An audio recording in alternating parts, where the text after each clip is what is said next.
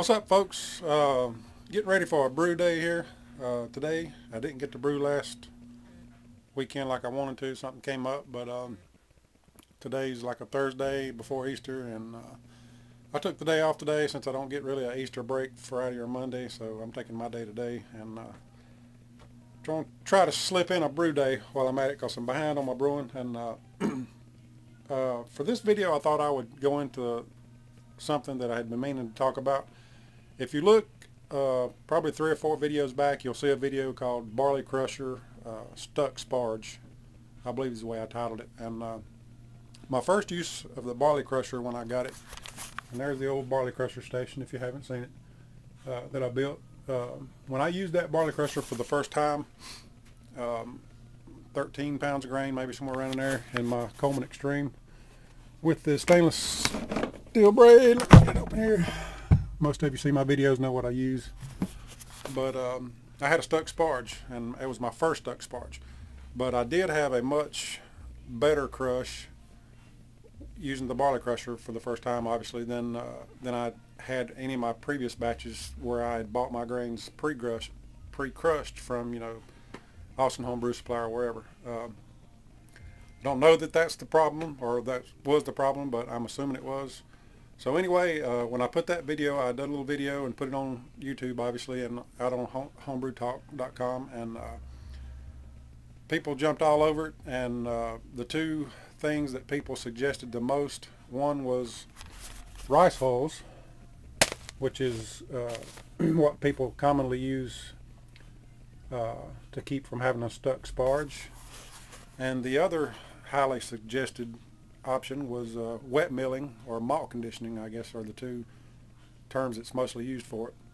And basically all that is taking your grain that's uncrushed, and I've got a big old, I guess that's 25 pounds of 2-row there that I'm getting ready to get my grain bill out of. Basically you'll just take that grain and wet it down with an amount of water with a mist, spray mist, and that helps the crush. It still crushes it and gives it a really good crush, but it keeps the hulls intact. And from the videos I've seen and from what you know, read about, it pretty much does the same things that rice hulls do. So I've not read enough to know if there's a big difference in using rice hulls than there is to wet milling or grain conditioning, but I have done the grain conditioning on one previous batch, you know, after I did that post about it, and I got really good efficiency, and obviously didn't have a stuck sparge, and you could really tell a difference in how fluffy the grain was, the way it looked, the way it felt. It looked like twice the volume, or maybe not twice, but it looked like much more volume. And it was still a really good crush, but it just, you know, kept the hulls intact, and I think that made for a better grain bed for lautering. And so probably, like I say, it may do the same thing that the rice hulls do, but what I thought I would do, and Bobby from New Jersey's got this on one of his videos, and there's other videos out there, but I thought I'd go ahead and show it. What I'm going to do is get just a scoop of grain. My battery's getting ready to die, so if it does, I'll have to start over here. But get a scoop of grain.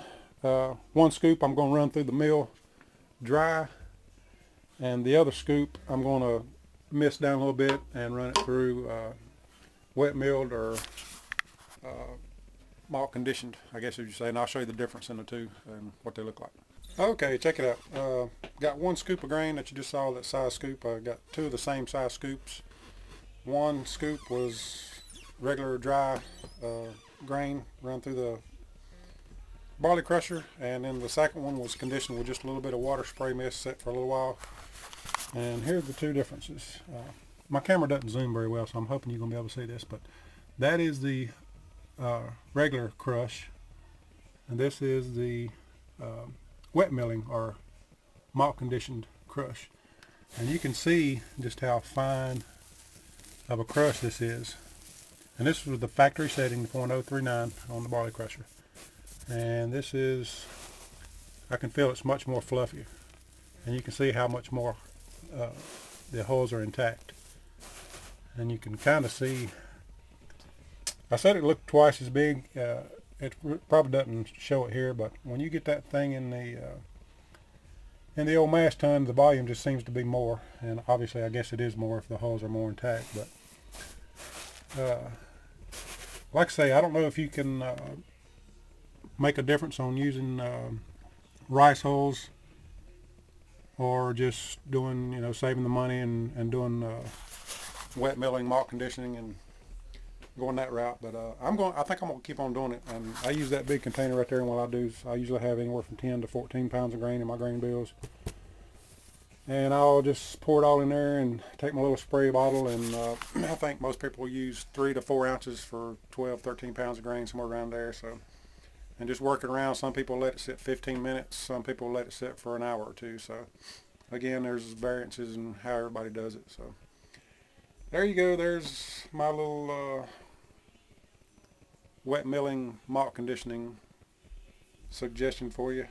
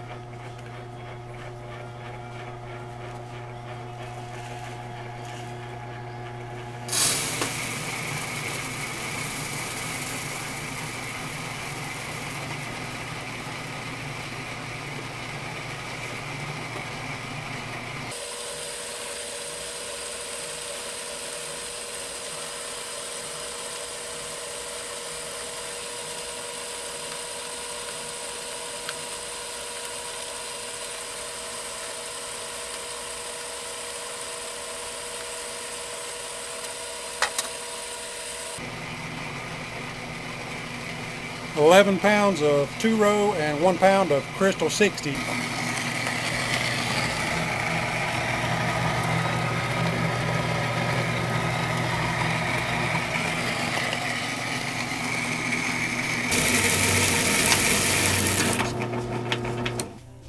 Oh yeah.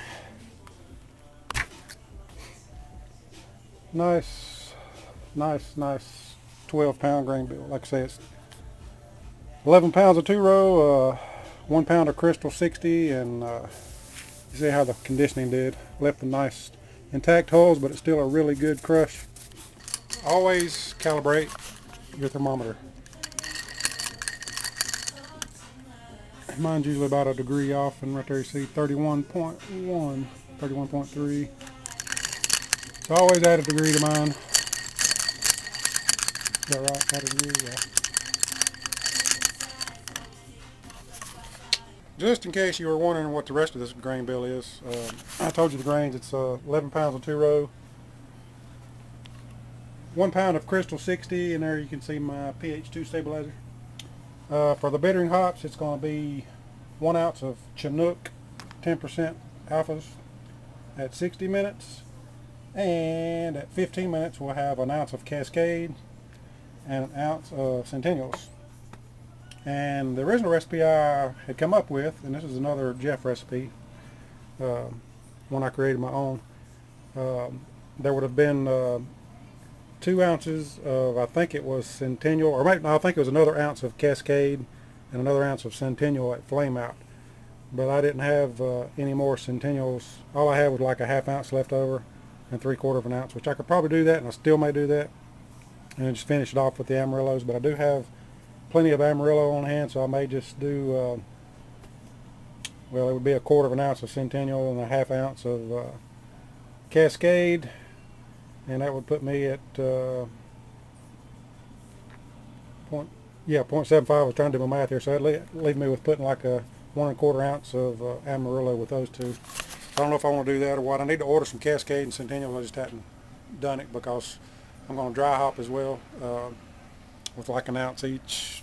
I don't remember what it is. I haven't looked at my sheet all the way this morning. Yeah, Centennial and Cascades, an ounce each dry hop.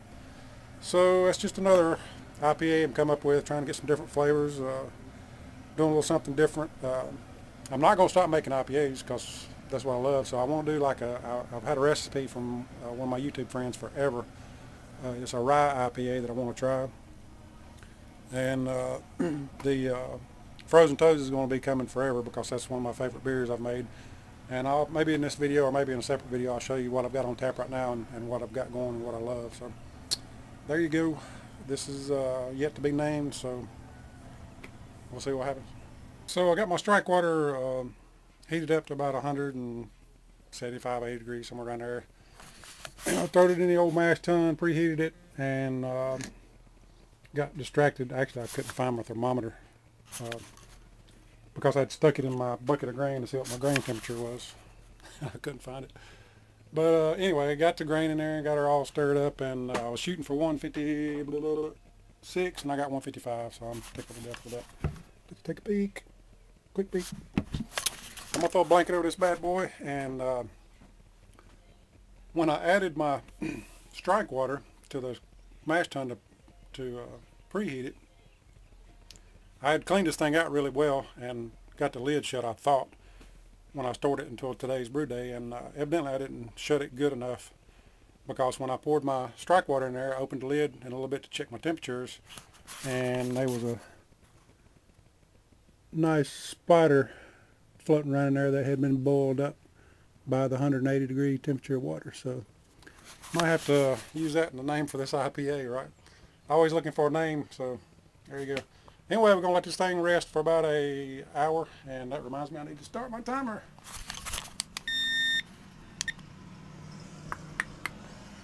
You can see that. So here in about an hour I'll do a boil off and recirculate a little bit, get my sparge water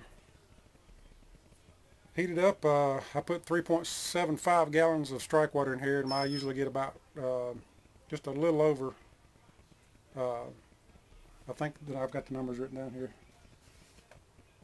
0.1075 grain absorption. So I should get around 2.5 gallons out on this first run-ins, and then I'll sparge with about 4.5 gallons to give me 7, and go for Mr. Boyle from there. And you suicide doors are required. Look at me now. Look at me now. Oh. I'm getting paper. Look at me now. Oh. Look at me now. Yeah. Fresh. Little nigga bigger than the red, cause I'm feeling every nigga that tryna be on my shit. Better come your chick if you get I can get that shit. Accidentally sipping hard on my dick. Oops. Always calibrate your refractometer with distilled water. Just do it. Maybe you can see this.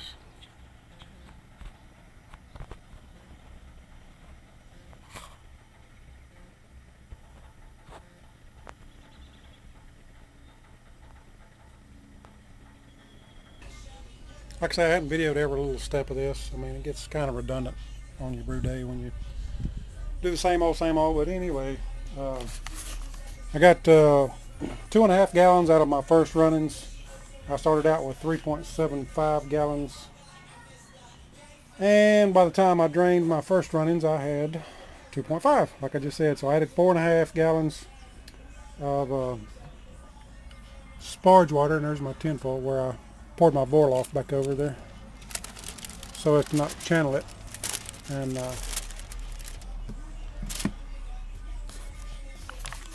the 4.5 and the 2.5 will give me 7 gallons. And I know in summertime you don't have as much as a boil off, as you don't lose as much as you do in the winter. So, but I'm still gonna go with 7 gallons instead of dropping it back to like 6.5 or whatever. I think I'm just going to crank up my boil a little bit. But as soon as this batch sparge gets done and I get 6.5 to 7 gallons, I'll throw it on the burner. Well, actually, it's already on the burner. What I do is I run my first runnings off into a fermenter bucket. That way I can measure and make sure I get what I need off my first runnings.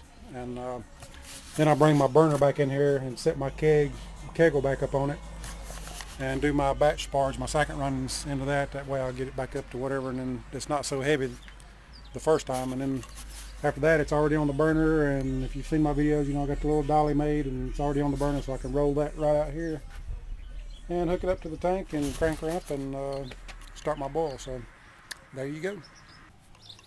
All right, looks like I got a little better efficiency than what I expected, but I think I left out about a half a gallon of water on my Vorloff. That I think I just went like 6.5 instead of 7, but hopefully you can see this. I was looking for 1.046. Come on, get this thing focused.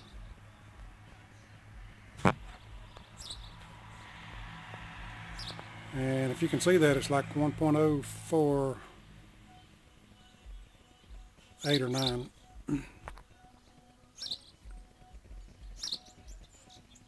I think it's like 1.049. So, well, I guess I wasn't paying attention. I don't know why I wasn't even thinking, but when I roll the keggle out here, of course I have to account for the slope of the pad, so I have it leveled for out here.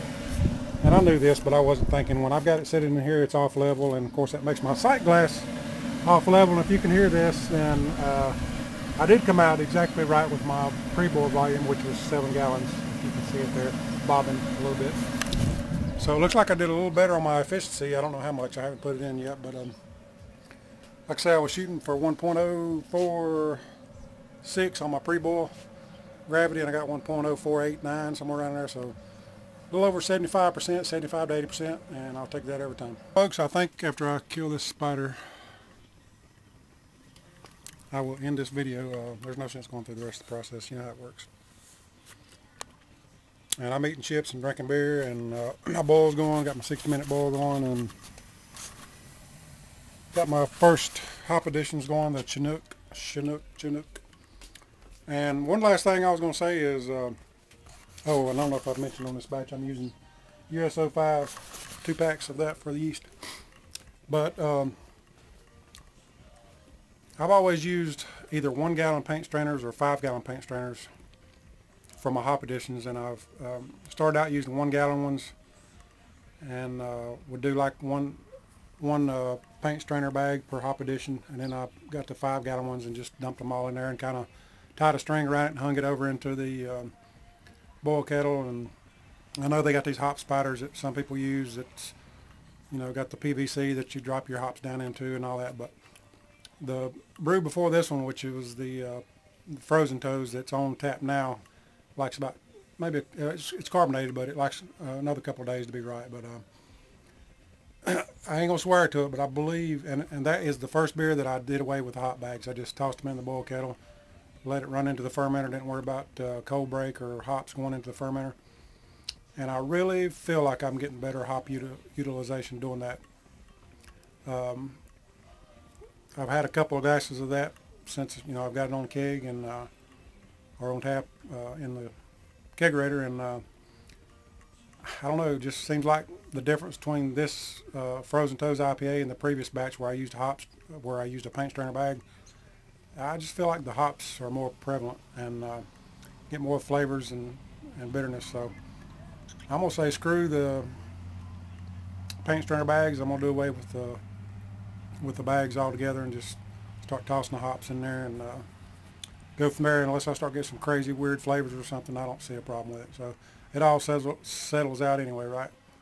I know some people do and some people don't, just like everything else. But anyway, hope you enjoyed the video. Maybe you can throw in some input on the more input on the malt conditioning, wet milling, whatever you want to call it. And looks like a so far so good successful brew day. I'm sure my final gravity will end up like it should be, and I'm not going to video all that. So I'm going to say goodbye till the next video. Later.